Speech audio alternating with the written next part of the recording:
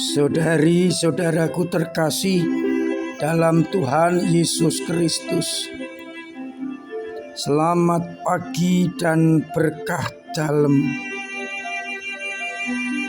Kita berjumpa kembali dalam renungan harian kita, Rabu 17 Mei 2023. Bahan permenungan kita dasarkan pada kutipan kitab suci yang menjadi bacaan Ekaristi hari ini.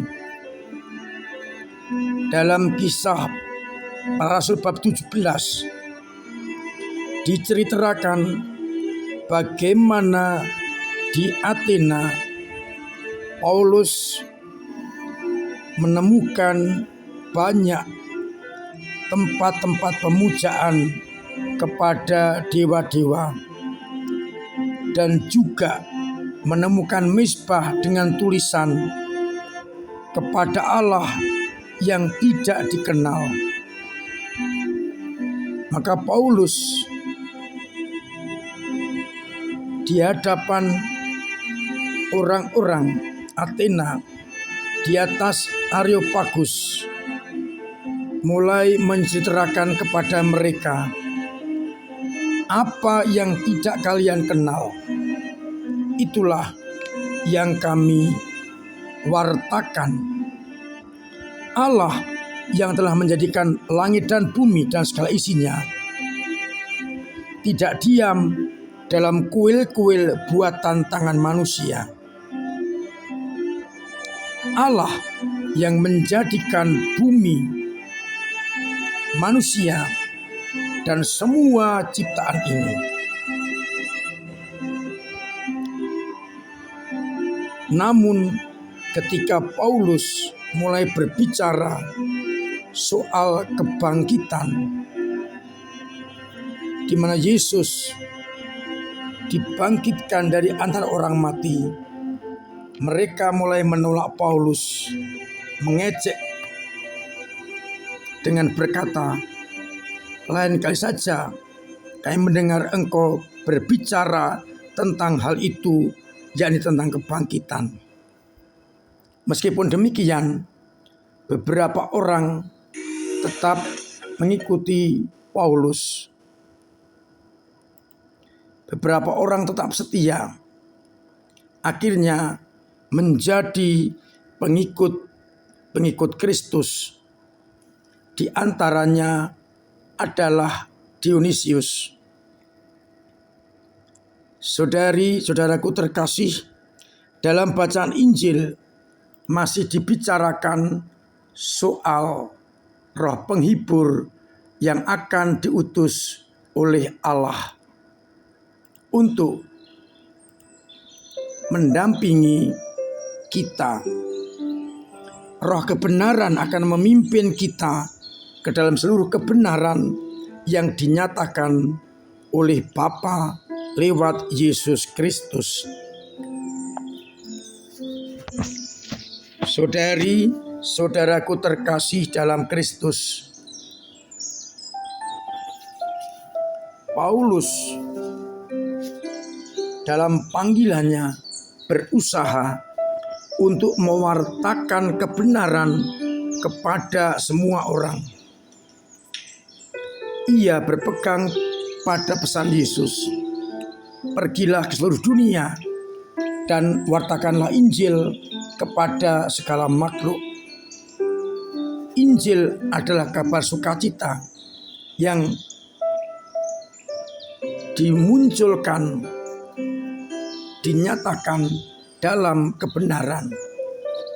Oleh karena itu kebenaran harus ditegakkan di atas muka bumi ini. Ketika orang-orang Athena belum mengenal Yesus, hanya mengenal Dia yang tidak kami sembah, yang kami sembah dan tidak kami kenal, Paulus mencoba untuk meluruskannya. Yesuslah yang dimaksudkan itu. Allah yang mengutus Yesus yang disembah oleh orang Athena tetapi tidak dikenal. Maka Paulus meluruskan orang harus menyembah Allah dalam roh dan kebenaran. Pendek kata, tugas Paulus adalah meluruskan apa yang bengkok, mencoba mengembalikan kepada kebenaran apa yang salah.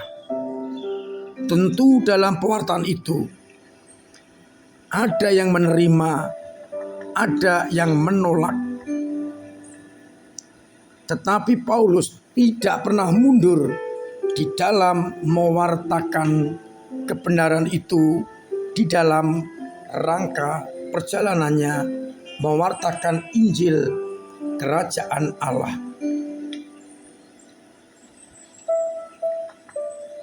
Dan untuk itu Allah membantu kita dengan mengutus roh kebenaran yang akan membawa kita kepada kebenaran dan tetap mendukung kebenaran sekalipun belum tentu semua orang menerima atau bahkan ditolak. Tetapi bagi kita berlaku, kebenaran harus ditegakkan. Dan untuk itu Yesus membantu kita dengan mengutus roh kebenaran yang akan memberikan kepada kita kekuatan agar kita hidup dalam seluruh kebenaran itu.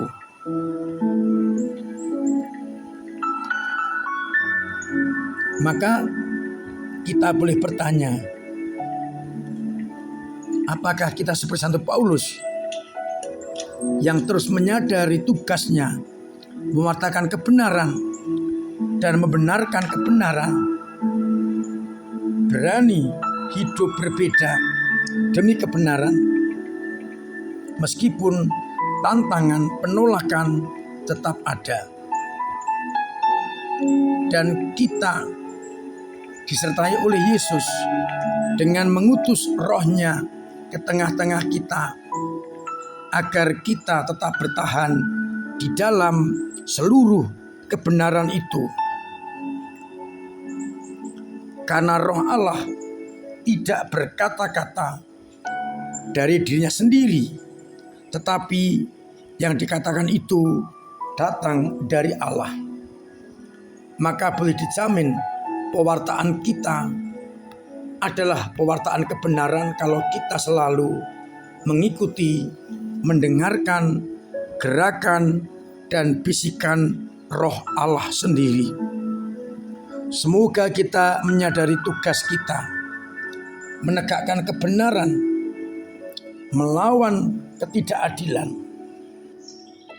dan dengan bantuan roh kebenaran juga kita akan mampu untuk hidup dalam kebenaran yang sejati, yakni bahwa Yesus adalah utusan Allah. Semoga akhirnya kita dengan segala kemampuan kita, kepekaan kita, mendengarkan bisikan dan gerakan Roh Kudus, sehingga kebenaran akan segera ditegakkan di atas muka bumi ini. Semoga kita peka akan gerakan, bisikan, dan gerakan Roh Kudus yang senantiasa mendorong kita. Tuhan memberkati kita sekalian. Amin. Marilah kita berdoa. Bapa yang penuh kasih, kami bersyukur karena Engkau memberikan bantuan kepada kami, roh kebenaran yang akan membantu kami, mendorong kami untuk selalu hidup di dalam gerakan roh itu. Sehingga akhirnya kami akan terus mampu menyuarakan kebenaran dimanapun juga. Bantulah iman umat yang lemah, kuatkanlah mereka, sembuhkanlah yang sakit. ringankah beritaan orang-orang yang punya beban berat, dan uraikanlah masalah yang ada, serta bantu mereka yang kesulitan ekonomi, agar akhirnya umatmu mampu senantiasa mendengarkan bisikan dan gerakan Roh Kudus Allah. Biarlah akhirnya banyak orang mendengarkan suara Roh Kudus-Mu dan berani menegakkan kebenaran. Untuk itu, sertai kami dengan berkat-Mu sendiri, Bapa dan Putra dan Roh Kudus.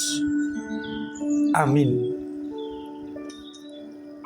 Saudari-saudaraku terkasih, tetap saya himbau, saya dorong, bahkan saya wajibkan untuk mematuhi protokol kesehatan agar kita sungguh-sungguh terbebas dari para bahaya, terutama virus corona. Cuci tangan pakai sabun, pakai masker, jauhi kerumunan, pakai hand sanitizer, booster kedua, agar kita benar-benar terbebas dari ancaman virus corona. Hari ini, sore nanti sudah akan ada perayaan Ekaristi.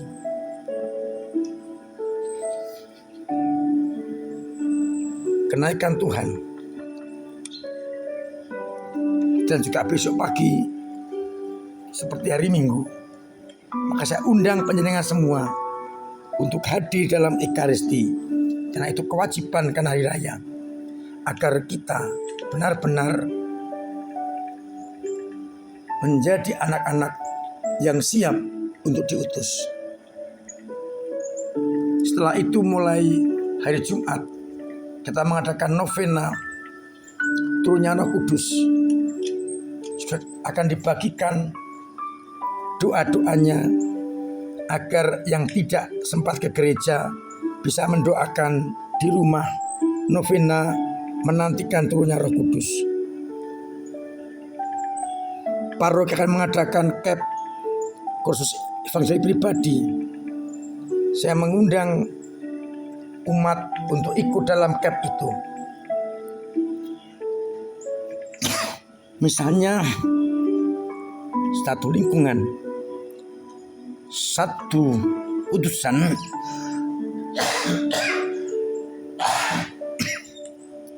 agar di lingkungan masing-masing nanti ada orang-orang yang siap untuk melayani.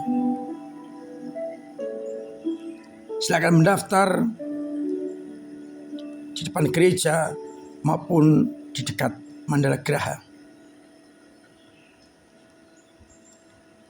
Masih ditunggu donasi untuk mengisi gedung serbaguna kita, agar akhirnya gedung kita ini segera berfungsi untuk berbagai pertemuan, untuk karya-karya pastoral.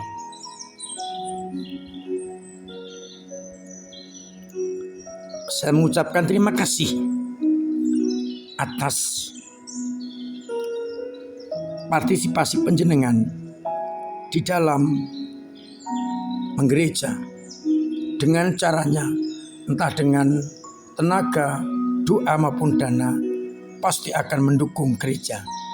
Maka terima kasih untuk semua itu, dan mari kita tingkatkan partisipasi kita dalam hidup menggereja. Akhirnya saya mengucapkan selamat pagi, selamat merenungkan, salam sehat, Tuhan memberkati.